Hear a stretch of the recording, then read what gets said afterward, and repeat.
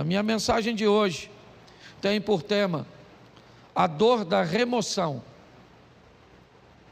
Remover algo ou tirar algo de nossa vida que nos oferece algum benefício é muito desafiador. E todas as vezes que a vida, que Deus se predispõe a agir na nossa vida, para que algo ou alguém seja removido dela, essa remoção, ela vai causar dor, por medo, por sentimento de posse, ou simplesmente por conforto. Normalmente as pessoas não têm dificuldade, principalmente na igreja. Você quer colocar alguém num cargo, ninguém normalmente não te pergunta por que você está colocando essa pessoa no cargo. Aliás, ela é até perfeitamente capaz de entender que ela só está sendo colocada nesse cargo porque Deus a colocou naquele local. Mas se você precisar remover essa pessoa do cargo, normalmente ela quer uma série de informações, de justificativas para cujas quais ela está sendo removida, retirada de uma função, porque na maioria das vezes, quando algo precisa ser retirado da nossa vida, essa remoção, ela vai nos trazer algum desconforto, alguma dor. Porém, nós precisamos entender que depois que sai da nossa vida aquilo que tem que sair, só então estaremos prontos para avançar para a próxima fase. Quando nós somos capazes de entender isso, fica mais suave, menos doloroso ver pessoas partirem, ver empregos ficarem para trás, ver situações cujas quais achávamos vantajosas, expressivas e significativas partirem. Às vezes sequer elas ficam por muito tempo, porque não é o nosso destino, é apenas uma fase da nossa vida. A Bíblia inúmeras vezes nos dá exemplos sobre isso. Quando nós vemos a história da mulher de Ló, o que ela tem? Ela tem um apego àquilo que está ficando para trás. Ela está sendo arrancada, removida de sua casa, de seus pertences. Ela só está saindo basicamente com a roupa do corpo. Então a dor dessa remoção, o apego àquilo que ela está deixando para trás, faz com que ela olhe para trás, mesmo diante de uma ordenança de cuja qual ela não deveria fazer isso, ela faz desobedecendo, e sabe o que acontece? Ela não tem mais futuro, ela é paralisada por aquilo. Aquela é uma situação que a paralisa. Mas pastor, muitas vezes nós precisamos retornar, precisamos dar uma olhada, sim, mas não precisa ser num looping onde você retorna onde estava. O movimento pode parecer o mesmo, nós podemos fazer isso numa espiral, onde você volta ao mesmo lugar que estava antes, somente não é na mesma altura.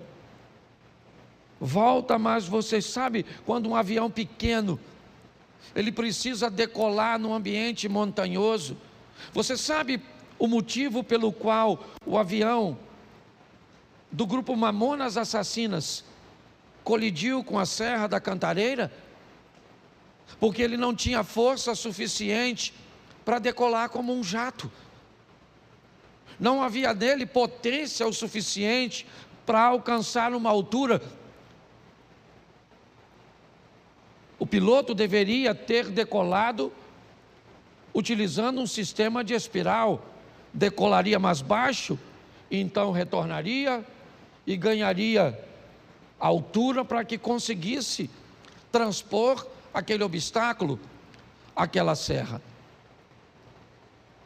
Quando a vida vai tirar algumas coisas de nós, e ela precisa tirar, e é isso que eu vou te mostrar em 3 exemplos, nós precisamos estar preparados para lidar com essa dor da perda, da separação, com a remoção, né, de algo ou de alguém que precisa ser retirado da nossa vida, porque senão nós não vamos transicionar de fase. Há quanto tempo você não muda de fase na sua vida? Há quanto tempo coisas ruins não acontecem, mas também não acontecem coisas boas?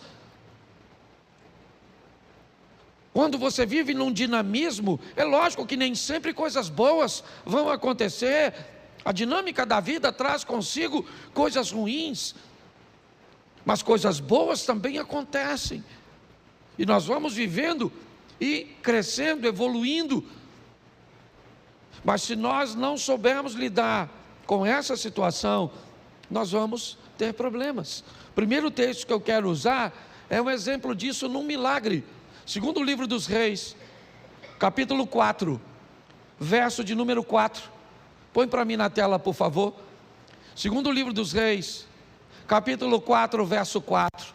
Depois entra em casa, fecha a porta atrás de você e dos seus filhos, e derrame o azeite em todas aquelas vasilhas, e ponha à parte as que forem ficando cheias. Preste atenção na exposição desse milagre, no que a Bíblia está narrando. O milagre está acontecendo, mas todas as vezes que uma botija de azeite se enche, o que esta mulher tem que fazer é retirar essa botija, colocar uma outra no lugar e colocar essa botija para trás. Então, enquanto essa está enchendo, assim que essa enche, ela remove essa e coloca essa para que se encha. Me parece que a visão é basicamente a mesma. Aconteceu, está tudo certo, e agora o que eu faço? O que aconteceu agora é passado. Eu tenho que voltar para o ambiente onde as coisas acontecem, e não utilizar o verbo no passado. Eu tenho que entender isso. Nós não podemos ficar vivendo, né, a mesma estação o tempo inteiro. Então aconteceu, tá bom, foi bom ou foi ruim, passou, eu tenho que estar pronto para a próxima fase. Quando não lidamos muito bem com isso, nós podemos ter sérios problemas. E o primeiro é o pai da fé, Abraão. Presta atenção nesse texto aqui, coloca Gênesis 13, verso 14. Gênesis 13, 14, dá uma olhada. 14, por favor, e não 4. Isso. O Senhor diz a Abrão, depois que Ló separou dele, ou se separou dele: olha para mim. Tera tem 3 filhos: Abraão, Naor e Harã. Harã se casou e teve um filho chamado Ló. E logo em seguida Harã acabou morrendo.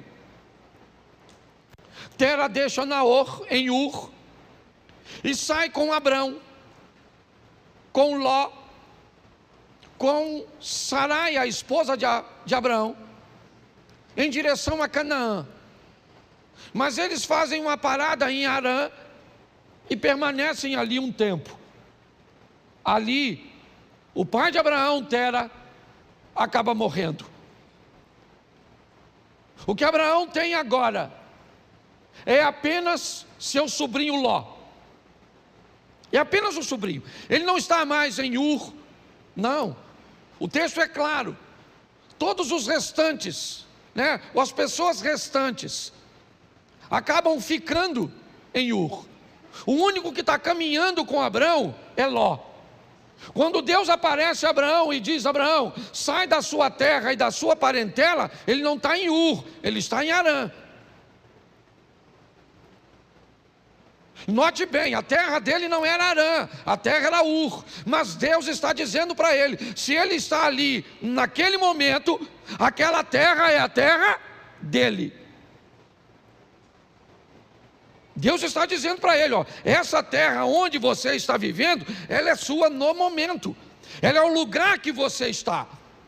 Ele já saiu, é verdade, de Ur, seu destino era Canaã, mas seu pai parou em Harã, por motivo cujos quais eu desconheço, e acabou morrendo ali. E o que sobra para Abrão?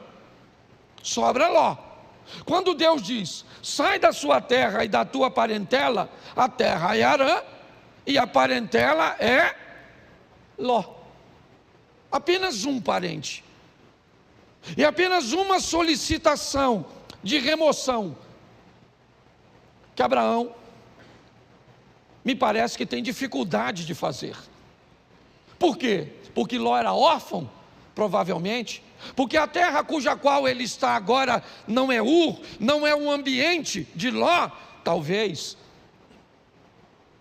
Mas o grande problema é a orientação e a ordem que Deus está dando a Abraão. Deixa, está na hora de Ló sair de sua vida, porque só tinha ele, então não tinha outro.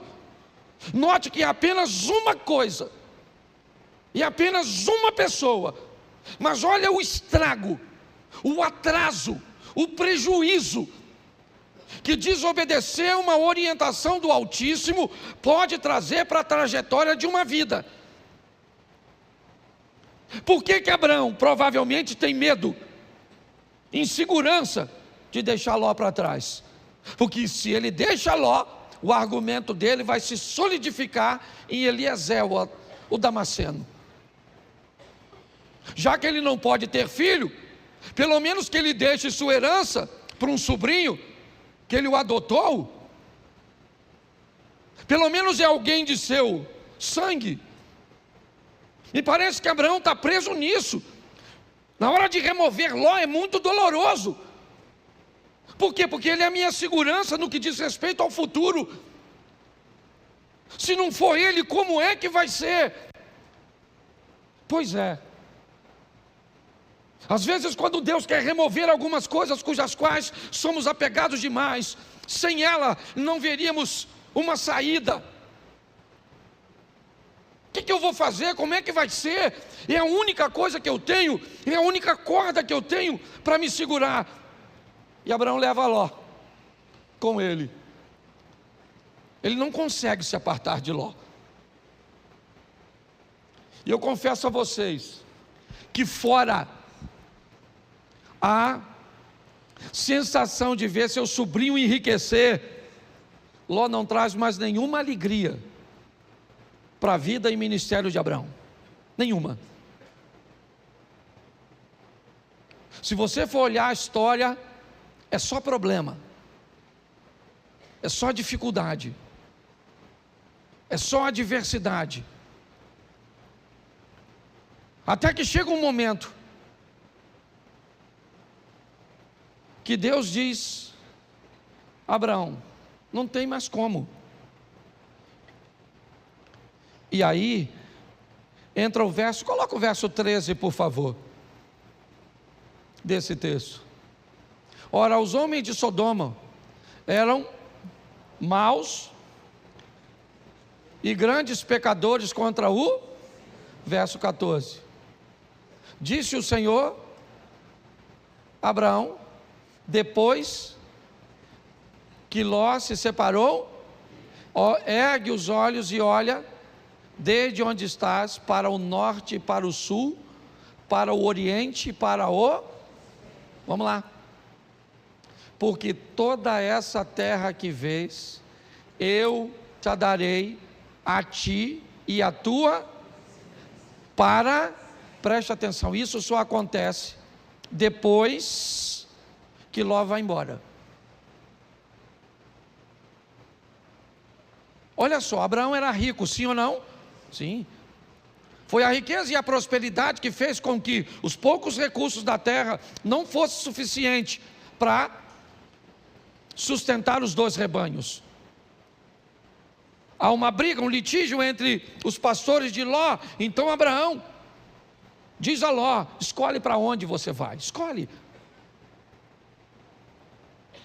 Decida para onde você quer ir. Note que Abraão não está preocupado com a direção, ele está preocupado com a companhia.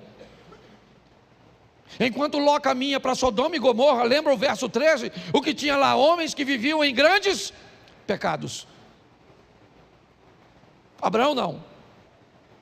O caminho de Abraão era outro. A rota de Abraão era outra. Abraão estava disposto a andar com Deus. Era isso. Quando olhamos essa história, o que descobrimos? Que o pai da fé estava apegado e tinha dificuldade de se libertar de coisas, e aqui, de laços familiares. Entenda o que eu vou falar agora. O corte do cordão umbilical, o rompimento da sua vida para com a sua família, para viver a sua própria história, precisa acontecer. É importante que você entenda isso. Existe uma nova fase para você, e você precisa estar pronto a retirar ou a permitir que isso aconteça. Se dependesse de Abraão, ele não tiraria. Mas a prosperidade dos dois foram tanta que a terra está dizendo para eles: vocês não têm como viver juntos. Então ele diz: então você vai embora. E o texto diz que assim que Ló sai da vida de Abraão, Deus disse: agora levanta os teus olhos e olha. Agora dá uma olhada. Agora não há limite. Finalmente eu posso fazer na sua vida tudo aquilo que eu sempre quis fazer. Só não conseguia fazer antes, porque você ainda estava aprisionado. É importante, eu não sei qual é a prisão, ou aquilo que precisa ser removido da sua vida. Eu sei que tem coisas, e principalmente quando o assunto são questões familiares, principalmente, é romper com uma mãe, para dar um outro nível para o casamento. É romper com um filho, para dar um outro nível para o casamento. Pare e pense. Muitas vezes nós precisamos, não é abandonar, não. Você vai ver o que Abraão ainda vai fazer mais à frente. Mas é importante que nós entendamos isso. Que depois que Ló sai da vida de Abraão, as coisas tomam um rumo totalmente diferente. Então, por mais doloroso que seja, esteja pronto para viver essa remoção. Deixa eu usar a segunda, que eu não posso deter muito tempo. Jonas 1,15. Jonas capítulo 1, verso de número 15. Levantaram Jonas e o lançaram ao mar, e cessou o mar da sua fúria.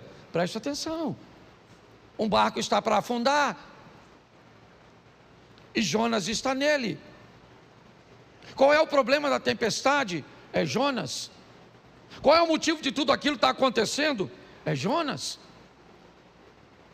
Por que Jonas está ali? Porque o capitão do navio está ganhando dinheiro com Jonas. Jonas está ali porque comprou uma passagem.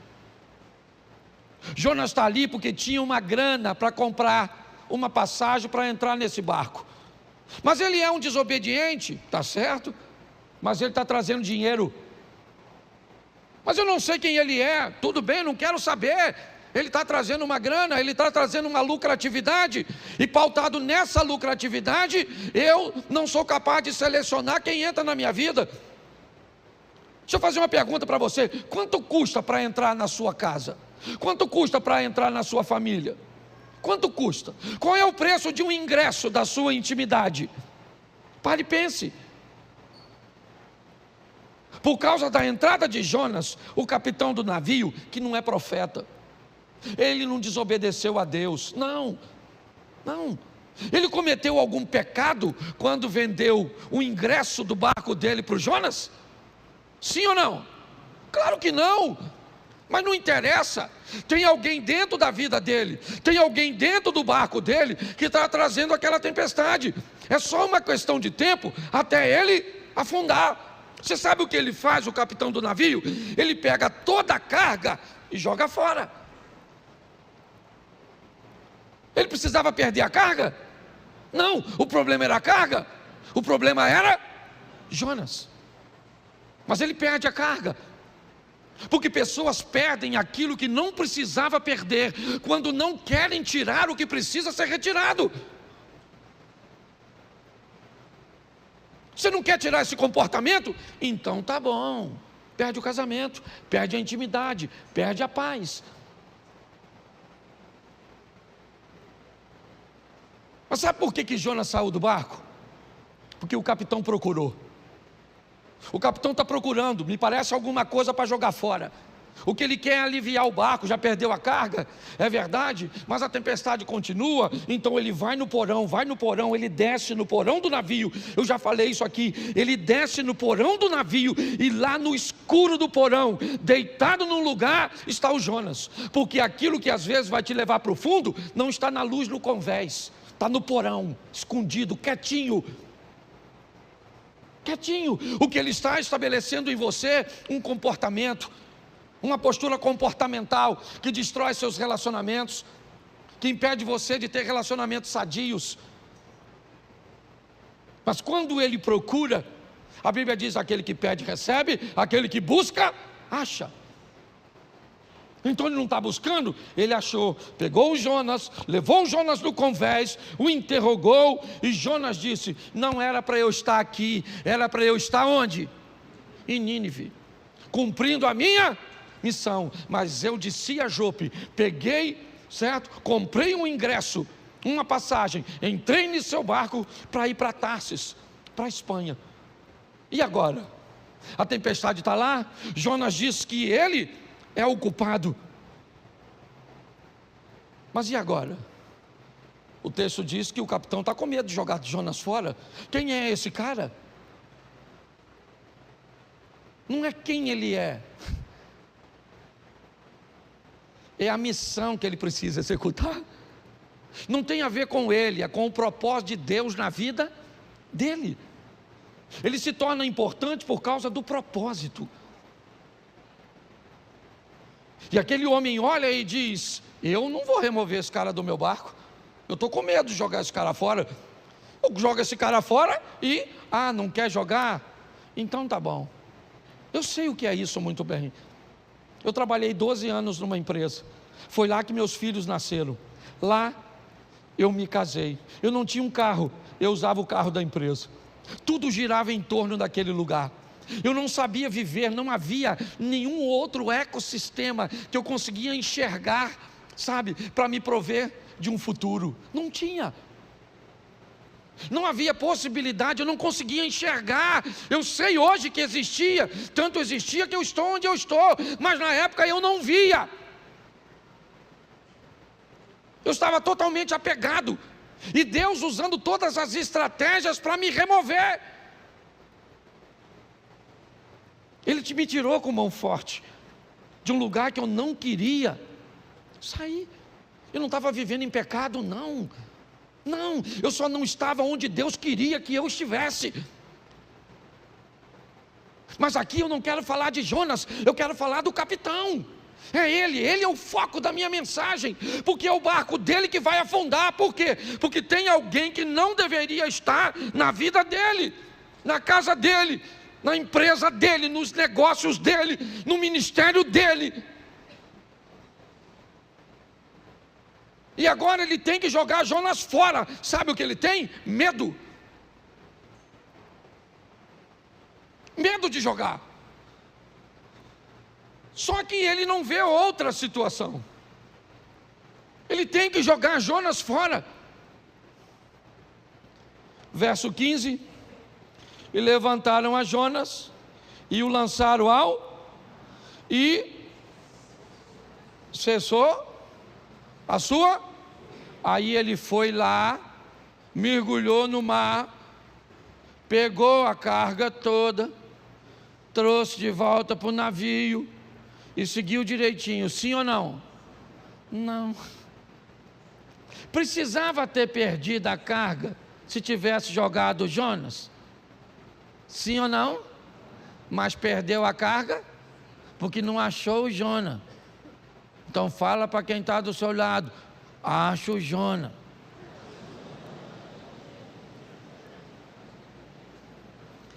Entendeu, querido?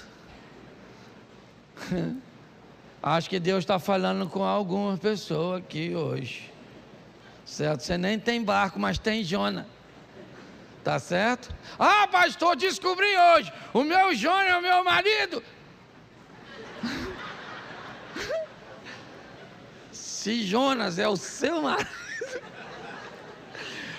eu vou te dar uma notícia, dona. Afunda. Porque tem gente, que a turma que já está brigando, né? Fala, pastor, nossa, remoção. Nossa, podia sair morto. Mas afogado serve. Você está rindo, mas o assunto é sério. Dá uma olhadinha, gente. Porque eu creio que Deus está falando conosco, amém? O terceiro, Gênesis 37, verso 28. 37, 28 de Gênesis. Isso. E passando os mercadores midianitas, os irmãos de José o alçaram e o tiraram da cisterna e o venderam por 20 ciclos de prata aos ismaelitas. E esses levaram José ao... Preste atenção, quando Deus precisa tirar você de um lugar onde a sua visão é diferente da visão dos outros. Por favor, se você veio para essa igreja, certo, e você não quer se encaixar nessa visão, essa é uma mensagem extraordinária para você.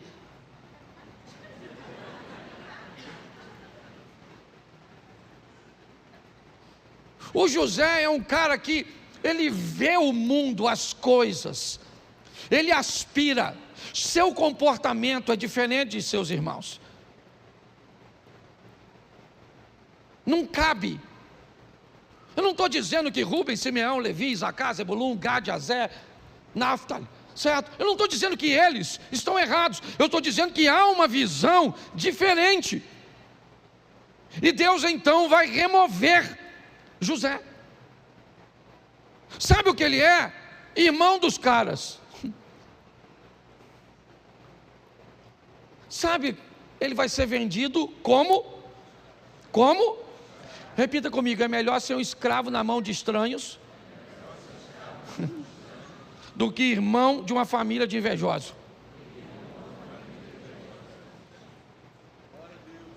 O dono do escravo, ele quer o quê? O que ele quer com o escravo? Ele quer o quê? Lucrar, sim ou não? Então, para o dono do escravo, quanto mais ele lucrar, melhor. O que o escravo vai fazer lá na frente, se o escravo amanhã se tornou governador do Egito, o cara não quer saber. O que ele quer saber é o quanto ele ganhou quando vendeu o escravo. Mas um ambiente de invejoso, ele está preocupado com o que você pode se tornar no futuro. É isso que vai incomodá-lo. Então o propósito, enquanto o dono do escravo não se preocupa com o escravo amanhã, desde que tenha ganho com ele, o invejoso não, ele se preocupa totalmente com amanhã, com aquilo que você pode se tornar. Porque na verdade, na maioria das vezes, todo mundo quer ver você bem, desde que não seja melhor do que ele. Na maioria das vezes é assim que funciona. José precisa ser removido daquele lugar. Não cabe ali. Mas pastor, fique tranquilo. Essa é uma questão de família, e uma família bem organizadinha. Não esqueça que esse cara, ele é bisneto de Abraão, sim ou não? Isso. Ele é filho de Jacó, que é filho de Isaac, que é filho de Abraão. Essa é uma história sensacional no que diz respeito à família. Por quê? Porque José é vendido pelos irmãos aos ismaelitas e vai para o Egito, como nós lemos o texto. No Egito, então, ele se torna governador e depois de anos, seus irmãos vêm morar numa terra que ele conquistou para seus irmãos. Olha só, nessa história, os irmãos de José cabem na vida de José naquele momento que ele está lá? Sim ou não? Não. Mas quando ele migra para o Egito e se torna governador, quem é que vem morar com ele? Os irmãos. Tem gente que não cabe na sua vida hoje, mas vai caber. Tem ambientes que hoje precisa ser retirado de você. Talvez porque você não tem habilidade para lidar com ele. Mas todas as vezes que Deus quer remover isso, ou quer remover algo, alguém da nossa vida, se esse ambiente, se essa pessoa nos traz alguma vantagem, nós vamos ter sérios problemas. Isso aconteceu com Abraão, como eu citei aqui para vocês. Isso aconteceu com aquele homem que teve seu navio ameaçado porque alguém não devia estar lá, e mesmo na hora de remover foi desafiador. E para José também foi difícil ver seus irmãos ficarem para trás e ele ser vendido.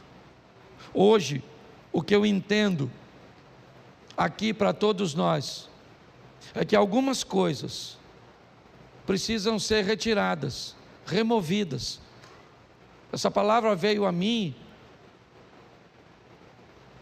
quando eu ouvi aquela ministração na Slavec, onde aquela ideia de graça que me trouxe até aqui foi ampliada, não diminuída, ampliada. É uma nova fase. É importante que nós venhamos a respeitar o tempo da mudança. É um grande desafio para nós. Eu não sei se você sabe, mas a história de Abraão começa com 75 anos de idade. Isaac nasce, Abraão tem 100 anos. Foram 25 anos depois. Ele teve que vivenciar tudo aquilo. Talvez por isso ele seja chamado o pai da fé. Hoje, muitas vezes, Deus tenta remover coisas tão pequenas. Eu vou falar aqui algo, não vou expor a intimidade de ninguém, mas não sei nem se o casal que eu atendi está aqui, mas não vou citar seu nome de forma nenhuma aqui. Eu estava atendendo agorinha mesmo um casal que corre o risco de se divorciar porque a mulher tem dificuldade de remover o celular, de remover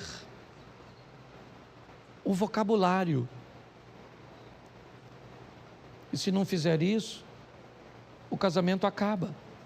Mas ela tem dificuldade de remover, porque todas as vezes que algo precisa ser retirado, nós temos muita dificuldade. Tenta fazer uma devocional toda manhã, tenta, e você vai encontrar com diversos obstáculos que você precisa remover. Tenta levantar de manhã, fazer a sua oração, fazer sua leitura bíblica, fazer um período de meditação. Eu não sei de quanto tempo você pode, mas tenta fazer isso. A probabilidade de você não conseguir é muito grande, porque para colocar essas coisas em prática, você vai ter que remover outras coisas que você já faz e que lhe oferece conforto. Tenta orar toda noite com sua esposa, de mãos dadas. Tenta fazer jejum pelo menos 2 ou 3 vezes na semana. Tenta para ver. Pastor, por que é tão difícil? Porque antes de fazer aquilo, você vai precisar remover outras coisas que já estão estabelecidas, que te oferecem vantagens, que te oferecem conforto. Hoje a minha proposta, sabe, é trazer esse entendimento para você. Eu fecho aqui na minha devocional de sexta-feira.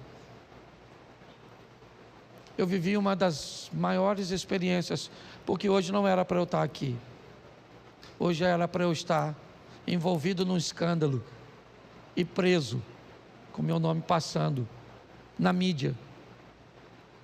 Mas por causa da minha devocional, e eu tenho certeza, uma oração tão simples que eu fiz naquela manhã, me deu condições de chegar no lugar 20 minutos antes e resolver um problema que ia acabar com a minha vida. Você sabe quantos minutos eu orei naquela sexta-feira? Talvez de 5 a 7. Sabe aquela oração que você levanta e entrega o dia?